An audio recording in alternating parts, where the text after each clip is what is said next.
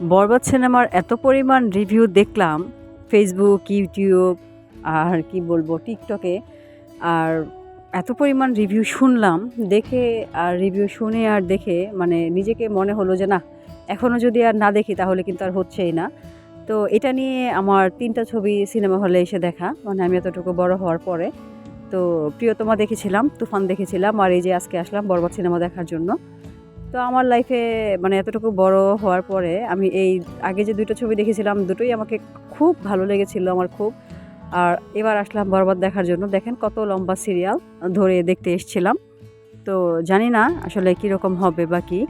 তো দেখা যাক কী হয়। তো দেখেন কি লম্বা সিরিয়াল ঠেলে আমরা ভিতরে ঢুকছিলাম। যেহেতু ১১টার সময় ওপেনিং ছিল। তো হ্যালো এভরিওয়ান, আসসালামু আলাইকুম। কাছে এবং দূরে, দেশ এবং দেশের বাহিরে যে যেখান থেকে আমার আজকের ভিডিওটি দেখছেন, আশা করছি সকলেই ভালো আছেন। আলহামদুলিল্লাহ আমরাও সকলেই ভালো আছি। তো এই যে দেখেন এখন ভিতরে ঢুকে গিয়েছিলাম, কারণ বেলা ১১টা বেজে গিয়েছে। আর দেখেন চারপাশের যে রেস্টুরেন্টগুলো ছিল, রেস্টুরেন্টগুলোতেও এখন কিন্তু এরকম মানুষ নেই। আর দেখতে দেখতে আমরা যে টিকিট কাউন্টার এখানে চলে এসেছি। আর যেহেতু অনলাইনে টিকিটটা কাটা ছিল, তো আমাদের বেশি ঝুঁকি ঝামেলা পোহাতে হয়নি। টিকিটটা আসলে সংগ্রহ করে আমরা সরাসরি এই যে ভিতরে চলে এসেছিলাম। আর যেহেতু এটার ভিতরে তেমন ভিডিও করা যায় না, তো দেখার পরে আমাদের একটা কথাই মনে হয়েছে, জাস্ট ওয়াও! আপনারা অবশ্যই একবার হলেও দেখবেন। তো যাই হোক, এই যে ভিডিওটা দেখার পরে বাসায় চলে এসেছিলাম। আর এখন যে ভিডিওটা দেখছেন এটা হচ্ছে পরদিন সকালবেলা আমি যাচ্ছিলাম আমার নানু বাড়িতে। তো এখান থেকে আমার ভিডিওটা শুরু করেছিলাম। বাস থেকে নেমে আমি সিএনজি করে নিয়েছিলাম। আর সিএনজিতে করে যাচ্ছি, কারণ হচ্ছে সিএনজিতে করে যেতে হবে বাকি রাস্তাটুকু। আর যাওয়ার সময় আপনাদের সঙ্গে ভাবলাম যে শেয়ার করতে করতেই যাই।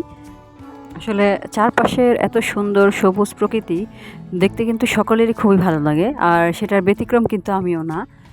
আর সবুজ দেখতে তো আমার বরাবরই খুব ভালো লাগে, সেটা যে কতদিন যাবত আমার যে কয়েকটা ভিডিও আসলে ছেড়েছি। আর আপনারা যারা আমার ভিডিও দেখেন তারা অবশ্যই কিন্তু বুঝতে পারেন বা জানেন, সবুজ প্রকৃতি দেখতেই আমার ভালো লাগে। যেখানে সবুজ দেখি সেখানেই আসলে আমার চোখটা আটকে যায়।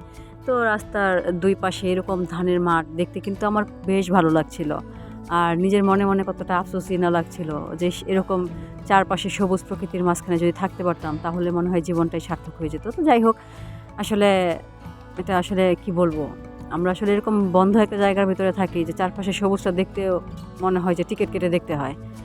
তো ওই যে দেখতে দেখতে কিন্তু যাচ্ছিলাম আর আপনাদের সঙ্গে কথা বলছিলাম। আর এর ফাঁকে কিন্তু আম্মু বারবার করে ফোন দিচ্ছিল, কোন পর্যন্ত আসছি, কোন পর্যন্ত আসছি, একা একা যেতে পারবো কি না। তো ওই যে দেখেন দূরে একটা ইটের ভাটা দেখা যাচ্ছে। তো আম্মুকে ফোন দিয়ে আমি বললাম যে না, আমি আসতে পারবো, সমস্যা নাই। আসলে একা একা যাই নাই কখনো, তো এটাই আসলে সবচাইতে বড়। তো আম্মু ভাবছিল যে আমি কি যেতে পারবো কি না।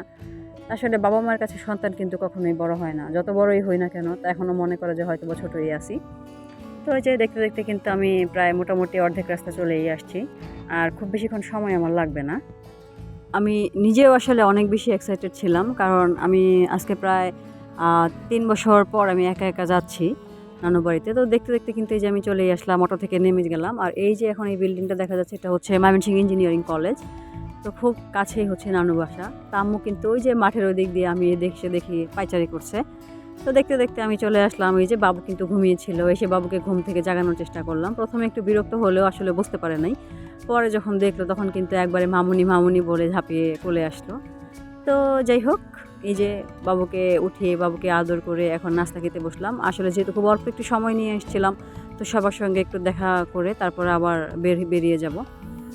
নাস্তায় ছিল ভুনা খিচুড়ি আর ডিম ভাজি, আর সেই সঙ্গে ছিল মাংসের ঝোল। আমি যদিও ভুনা খিচুড়িটা তেমন পছন্দ করি না, নরম খিচুড়ি বা পাতলা খিচুড়িটাই আমার খুব বেশি পছন্দ।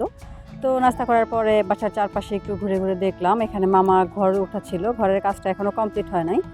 আর এখানে দেখেন অনেকগুলো হাঁস। তখন বাবু আমার কোলে ছিল, বাবু কিন্তু বলছিল হাঁস হাঁস। তো আল্লাহর রহমতে মাশাআল্লাহ ও টুকটাক একটু একটু কথা বলতে শিখে গেছে।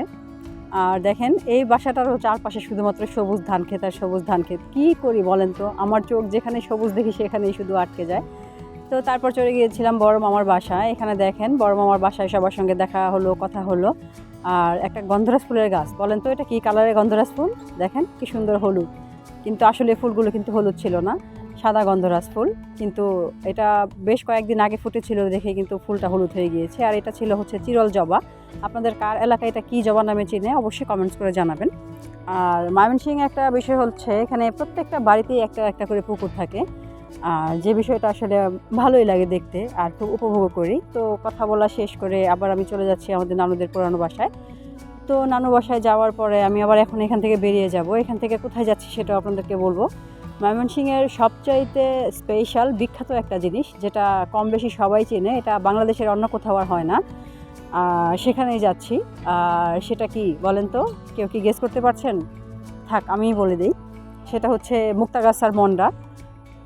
এই মন্ডার স্বাদটা যে আসলে কীরকম সেটা আসলে যে না খেয়েছে তাকে আসলে বোঝানো যাবে না। আর যারা খেয়েছে তাদের কাছে তো আসলে আর বলার কিছু নাই। তো আমি, আব্বু, ছোট ভাই সবাই চলে যাচ্ছি।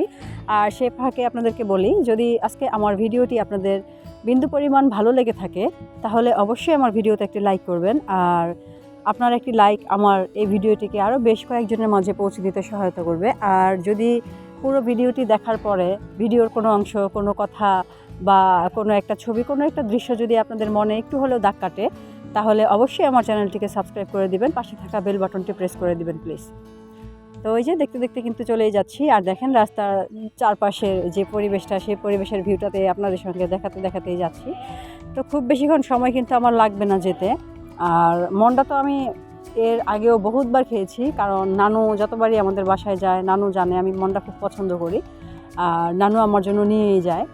আর কোনো সময় আসলে ওইরকম সরাসরি দোকানে যে খাওয়ার মানে সুযোগ হয় নাই বা সময়টাও হয় নাই। তো আজকে ভাবলাম যেহেতু আমরা সবাই এখানে আসি আর আব্বু আছে, ছোটো ভাই আছে, তো ছোটো ভাই এক প্রকার জোরাজুরি করে নিয়ে চলে আসলো। তো ছোটো ভাইয়ের সঙ্গে আসলাম। তো দেখতে দেখতে কিন্তু চলেই আসলাম। আপনারা চাইলে কিন্তু এখানে এসে অবশ্যই একবার এই ময়মনসিংহের মুক্তাগাছার বিখ্যাত মন্ডাটা ট্রাই করতে পারেন। আর এই যে দেখেন, তো দোকানের ভিতরে প্রথম ভেবেছিলাম যে হয়তো বা ভিড় নেই, কিন্তু যাওয়ার পরে দেখলাম যে না, অল্প কিছু মানুষ। তো মনে মনে একবার ভাবছিলাম যে এত দূর আসলাম, এখানে কোনো লোকজনই নাই, কীরকম জানি কি। কিন্তু তারপরে যা দেখলাম আসলে সেটা আর বলার মতো না, কারণ দেখতে দেখতে হুট করে কীরকম যেন একেবারে ভিড় শুরু হয়ে গেছে। সকাল 7টা থেকে রাত 9টা পর্যন্ত খোলা থাকে এই দোকানটা। তো আপনারা এই মন্ডাটা আসলে ময়মনসিংহের বিভিন্ন জায়গায় কিন্তু বিভিন্ন দোকানে পাওয়া যায়, তবে শুধুমাত্র একবারে পিওর যে খাঁটি মন্ডাটা সেটা শুধুমাত্র এই দোকানেই পাওয়া যায়। আর এখানে সিস্টেমটা হচ্ছে আগে তাদের হাতে টাকাটা দিতে হয়, তারপরে তারা মন্ডাটা দেয় আর কি, মন্ডা বা ঘি যাই বলেন না কেন। তো আমি এখানে মন্ডা নিয়েছিলাম, আর নিয়েছিলাম সেই সাথে পিওর ঘি। আর ঘিটার স্মেল যে এত সুন্দর ছিল যে মানে কি বলবো, যে হাতে একটু মানে বোতলটা নিয়েছিলাম, সেই বোতলটাতে এত সুন্দর ঘ্রাণ। তো খোলার পরে কীরকম ঘ্রাণ হবে সেটার অপেক্ষায় আছি। তো এই যে মিষ্টিগুলো নিয়ে নিলাম, নিয়ে এখন চলে যাচ্ছি বাড়িতে। আর খুব বেশিক্ষণ দেরি আমরা করব না, কারণ বাসায় যেয়ে খাওয়া দাওয়া করে আবার আমরা বেরিয়ে যাব গাজীপুরের উদ্দেশ্যে। কারণ হচ্ছে যে এখন যেহেতু ঈদের ছুটি প্রায় শেষ হয়ে গিয়েছে আর রাস্তাঘাটে কিন্তু প্রচণ্ড পরিমাণ ভিড় হয়ে যাচ্ছে। তো সেই তুলনায় ওরকমভাবে কোথাও ঘোরাও হয় নাই। আর আব্বু আম্মু সবাই যেহেতু নানু বাড়িতে চলে আসছিল, মামা অসুস্থ, মামাকে দেখার জন্য আবার একটু তাদের বেড়ানো হয়ে গেল। তো আমিও ভাবলাম যে এ ফাঁকে আমিও একটু ঘুরে চলে আসি। তো সেই জন্য আসলে চলে আসা। তো আপনারা যারা এতক্ষণ ধৈর্য ধরে কষ্ট করে আমার ভিডিওটি দেখেছেন তাদের সকলকে অসংখ্য ধন্যবাদ। আর আপনারা সকলেই আমার জন্য দোয়া করবেন, আমার ফ্যামিলির জন্য দোয়া করবেন। আমিও আপনাদের সকলের জন্য দোয়া করি। আল্লাহ যেন আপনাদের সকলকে হেফাজতে রাখেন, ভালো রাখেন, সুস্থ রাখেন। আর যেহেতু রমজান মাস চলে গিয়েছে, রমজান মাসের যে কাজকর্মগুলো আমরা করেছি আসলে আমরা যেন সেটা ভুলে না যাই, সকলে যেন আল্লাহ যেন সেই তৌফিক দিয়ে আমরা সেভাবেই করি। তো দেখতে দেখতে বাড়িতে চলে আসলাম, মন্ডাটাও আপনাদেরকে দেখিয়ে দিলাম।